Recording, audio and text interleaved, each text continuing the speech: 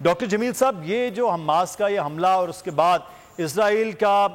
جو وہ کہا جا رہا تھا کہ بہت بڑی طاقت اور سب کچھ، ایئر ڈیفنس سسٹم دنیا کا جو ہے وہ آئرن ڈوم وہ سب سے مضبوط ہے، وہ سب کو بریچ کر کے یہ حملہ ہونا، کیا ایکسپیکٹ کر رہا تھا اسرائیل کہ کچھ ایسا ہوگا؟ اور اس کے بعد اب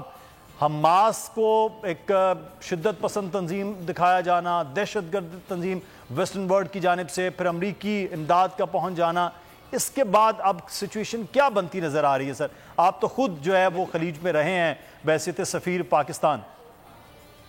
پہلی بات تو یہ ہے کہ ہاں، اسرائیل جتنی قوت ہے، جتنی ملٹری مائٹ ہے اس کی، جتنا اس کو زوم ہے، جتنا گورنمنٹ ہے، وہ کبھی ایکسپیکٹ نہیں کر سکتا تھا کہ حماس کے یہ سرفروشان جس طریقے سے داخل ہوئے ہیں اپنی زمین میں، ایکوپائڈ لینڈ، یہ میں انٹرنیشنل زبان استعمال کر رہا ہوں، ایکوپیشن کا جو ایریا ہے، یعنی کہ جو ڈکلیئر ہوا ہے اقوام متحدہ کے، اس میں ہمارے پاس موجود ہے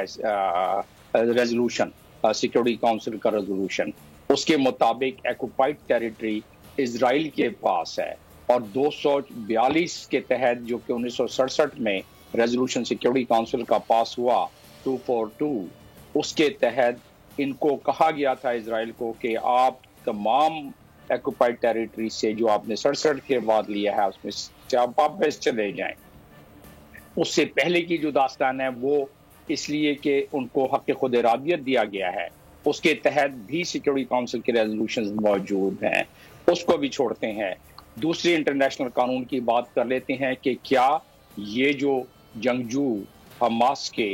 داخل ہوئے، کیا وہ ایکوپائڈ ٹیریٹری میں داخل نہ ہوئے؟ اور اگر ایکوپائڈ ٹیریٹری میں داخل ہوئے تو انہوں نے انٹرنیشنل قانون کی کون سی خلاف ورزی کی؟ یہ او آئی سی کو سوچنا چاہیے۔ او آئی سی جو کہ سب سے بڑا ایک پلیٹ فارم ہے مسلمانوں کی تکلیف کو دیکھنے کا، او آئی سی کے آرٹیکل 1 جز 8 کے تحت،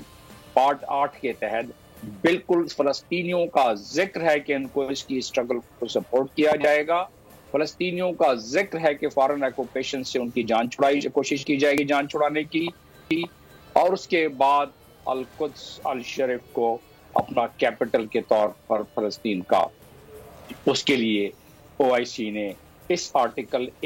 8 کے تحت کرنا تھا، لیکن اس پر اتنی زیادہ توجہ ان ممالک کے نہیں ہے۔ میرا اپنا ماننا یہ ہے، پہلی بات کہ اسرائیل کو یہ زوم تھا کہ ایسا نہیں ہو سکتا، دوسری بات اسرائیل سوچ نہیں سکتا تھا کہ 100 سے زیادہ لوگ یا رومال بنا لیے جائیں گے، تیسری بات اسرائیل کبھی نہیں سوچ سکتا تھا کہ اس کے سینئر جرنیل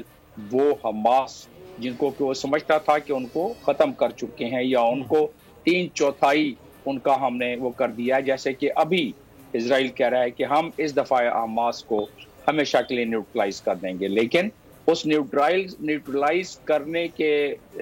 سلسلے میں جس کو کہ ویسٹ سپورٹ کر رہی ہے، اور اس میں وہ انٹرنیشنل قوانین کی دھجیاں اڑا رہے ہیں، جس میں کسی سول آبادی کا پانی، کھانا، میڈیسن، بجلی بند نہیں کی جا سکتی، کسی سول آبادی کو کلیکٹیو پنشمنٹ نہیں دی جا سکتی، اور اگر ایسا کوئی ملک کرتا ہے تو وہ وار کرائم کے بالکل صحیح ڈیفینیشن میں آتا ہے، اور وار کرائم کا ڈیفینیشن بھی اس طرح کہ پہلی بات تو ایکوپائڈ